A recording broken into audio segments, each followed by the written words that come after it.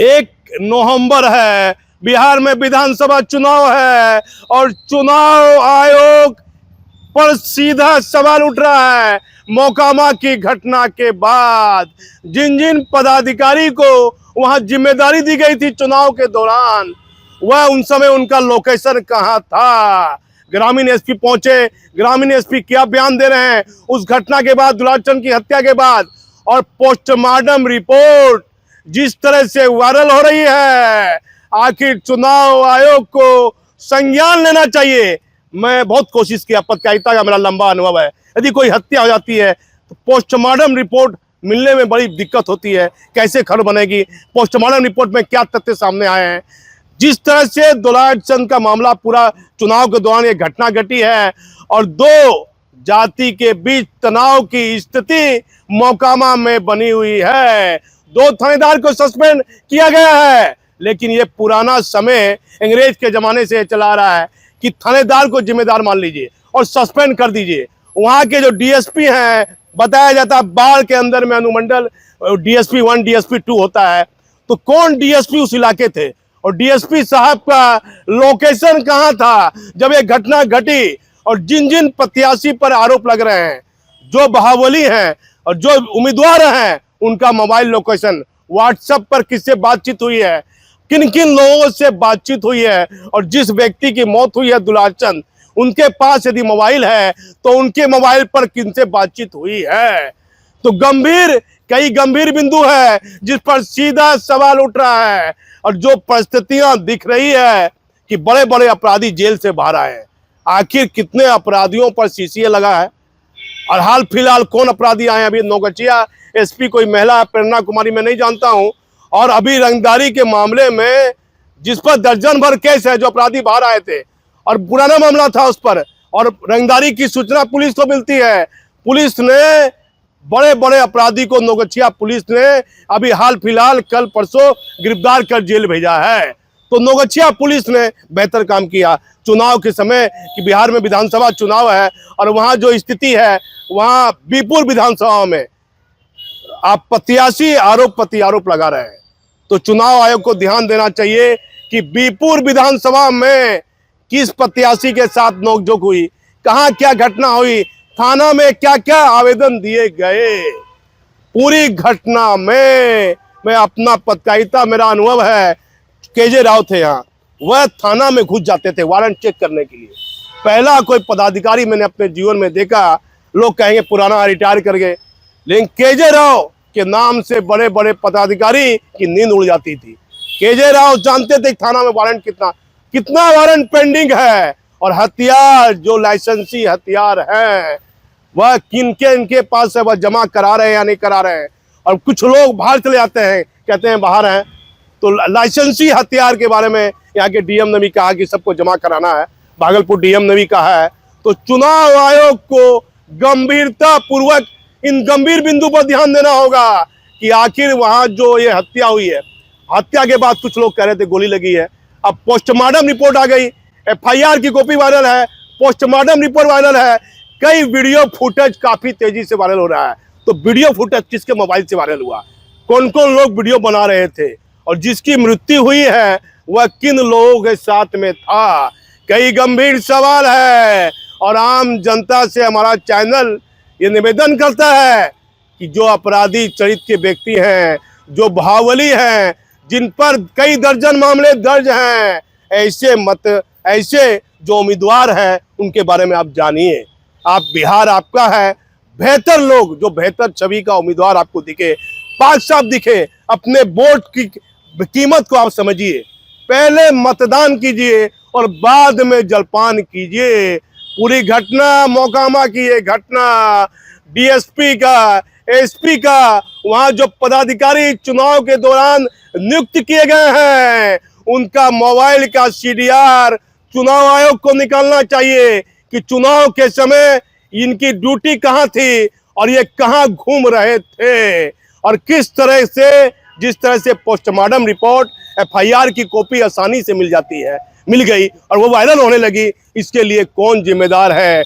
कई गंभीर और महत्वपूर्ण सवाल है। सच देखना है तो आप हमारे चैनल पर बने रहिए। लेकिन पूरे मामले में बिहार में विधानसभा चुनाव के दौरान चुनाव आयोग की भूमिका पर आखिर क्यों सवाल उठ रहा है, ये चर्चा का विषय बना हुआ है। मैं इस समय भागलपुर से दीपक नौरंगी। मोकामा के दुखद आपराधिक घटना, पोस्टमार्टम रिपोर्ट एक विहित प्रक्रिया का हिस्सा है, वह अनुसंधान का विषय है। एफआईआर दर्ज हो गया, पोस्टमार्टम रिपोर्ट भी आ गया। अब पुलिस को सक्षम प्राधिकार है जो जांच करने का अधिकार प्राप्त है। पुलिस सक्षम तरीके से जांच करेगी। हम इतना जरूर आश्वस्त करेंगे कि अब तक का मेरा ट्रैक रिकॉर्ड है कि किस पर मुकदमा दर्ज हुआ है यह हम नहीं जानते। हम केवल इतना ही जानते हैं कि क्रिमिनल मेजर एक्ट्स के अनुसार अगर वो गुनाह है तो बगैर राजनीतिक हस्तक्षेप के कार्रवाई होगी। लेकिन विपक्ष अगर ये सवाल खड़ा करता है तो मेरा सवाल उनसे सीधा है कि रितलाल यादव जो जेल के अंदर में है, भागलपुर के तृतीया खंड में है, आखिर किस उपलब्धि के आधार पर तेजस्वी जी आपने टिकट दिया? माननीय उच्च न्यायालय ने जेल से बाहर आकर चुनाव प्रचार करने पर भी रोक लगा दिया, तो उनके चुनावी क्षेत्र में जाकर क्या बोलिएगा कि डॉक्टर राम मनोहर लोहिया का सपना पूरा करेंगे रितलाल यादव? क्या कहिएगा कि जननायक कर्पूरी ठाकुर की विरासत को आगे बढ़ाएंगे? क्या कहिएगा कि देश में मौलाना अबुल कलाम आजाद की जो परंपरा है उस परंपरा को आगे बढ़ाएंगे? तो स्वाभाविक रूप से गुनाह के देवता आप ही माने जाते हैं।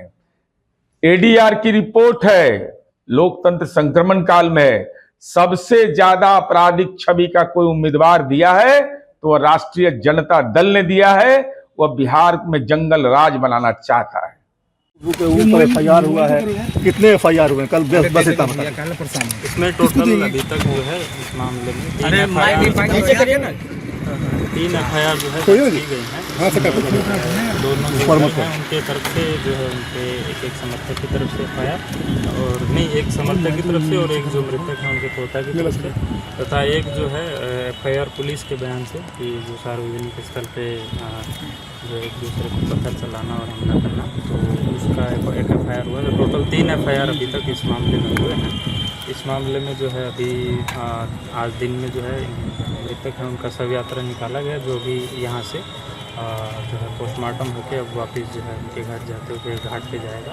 इस संबंध में हम लोगों का लगातार अभी जो है डिप्लॉयमेंट अभी कंटिन्यू है, तो उसी के ऊपर हम लोग काम कर रहे हैं। कितने नेम डेक्यूज कितने बनाएंगे? नेम डेक्यूज कितने लोग बनाए गए? पोस्टमार्टम जो है जैसा पहले भी मैंने बताया था कि ये जो है 3 डॉक्टर्स के मेडिकल बोर्ड के द्वारा है किया गया है, तो जो है प्रक्रिया वही उसी के तहत यहाँ बाढ़ में पोस्टमार्टम किया गया। नेम डेक्यूज कितने बनाए गए? कितने आरोपी बनाए गए? इसमें जो प्रथम जिसमें मृतक के पोता के द्वारा एफआईआर किया गया उसमें टोटल 5 अभियुक्त जो है बनाए गए हैं। जो दूसरी तरफ से अब आवेदन जो है दिया गया उसमें टोटल 6 अभियुक्त बनाए गए हैं, तथा जो अन्य जो पुलिस की तरफ से किया गया वो ओवरऑल जो केस है तो उसमें सभी लोग जो अज्ञात और सभी लोगों पे है, तो उसमें जो अनुसंधान में नाम आएगा तो उस हिसाब से हमारे लोग आगे कार्रवाई करेंगे। आनंद सिंह आरोपी बनाए गए हैं? हाँ, उसमें जो प्रथम एफआईआर उसमें आरोपित बनाए गए हैं। सर गिरफ्तारी कब तक होगी आनंद सिंह की तरफ से जो एफआईआर दर्ज करी गई है उसमें कौन उसमें जो नाम है वो हम लोग आपको शेयर कर देते हैं। सर गिरफ्तारी कब तक होगी? क्या छापेमारी चल रही है, तलाश जारी है? अभी तक जो हम लोगों का है उसमें अभी तक जो है आज दोपहर तक, क्योंकि दिन में डिप्लॉयमेंट था तो दोपहर तक जो अभी तक 2 गिरफ्तारी हुई हैं जो घटनास्थल पे जो है रोडेबाजी या जो है उसके अंदर शामिल थे। बाकी के लिए भी क्योंकि लगातार जो है लॉ एंड ऑर्डर डिप्लॉयमेंट चल रहा है, तो उसके बाद जो है अभी हम लोगों का आगे अनुसंधान और चलेगा। उसमें जो भी हम लोग कर रहे हैं वीडियो और जो साक्ष्य आ रहा है उसके आधार पे ही कर रहे हैं, तो आगे भी जो आता जाएगा वीडियो जैसे जैसे हम लोगों को। क्या गोलियां भी मारी गई थी? वीडियो पब्लिक के थ्रू मिल रहे हैं तो उसमें हम लोग जांच करते करते कार्रवाई कर रहे हैं। क्या गोलियां भी मारी गई हैं? वीडियो अभी इस चीज़ का नहीं आया है, परंतु जो डॉक्टर अभी पोस्टमार्टम किए हैं तो उनके द्वारा बताया गया है कि वो लोग जल्दी इसको पोस्टमार्टम रिपोर्ट दे देंगे। उसमें फिर दूध का दूध सर, पानी- गिरफ्तार- कुछ पता चला कि किस चीज़ से इनकी हत्या हुई है, मौत हुई, कैसे कारण कुछ नहीं, पता जो चला? इसमें हम लोग जो क्योंकि मेडिकल ओपिनियन है जो एक्सपर्ट ही दे सकते हैं, तो अभी एक बार जो है आज पोस्टमार्टम हुआ है, तो इसमें डॉक्टर साहब जो लोग हैं वो लोग कल तक रिपोर्ट जब सबमिट कर देंगे तो हम लोगों को इसमें पूरी क्लैरिटी आ जाएगी। तो इसमें हमारे बोलने ना बोलने से कोई फर्क नहीं पड़ता। बॉडी पे गोलियों के निशान थे सर। तो प्राइमा फेसी हम लोगों का इंक्वेस्ट जो हम लोगों के द्वारा बनाया गया है, तो उसमें और हम लोगों के द्वारा जो प्रेस रिलीज भी जो रिलीज़ किया गया है उसके अंतर्गत हम लोगों ने बताया है कि जो अंगूठा और जो उसके पैर का अंगूठा है उसके नीचे जो है एंकल जो है उसके नीचे जो है गोली के जैसा निशान हम लोगों को मिला है। बाकी उसको जो डॉक्टर लोग भी जो है कंफर्म करते हैं या जो उसमें कल रिपोर्ट में एक गोली का निशान मिला है। हम लोगों के द्वारा एक को पाया गया था। Thank you sir. धन्यवाद।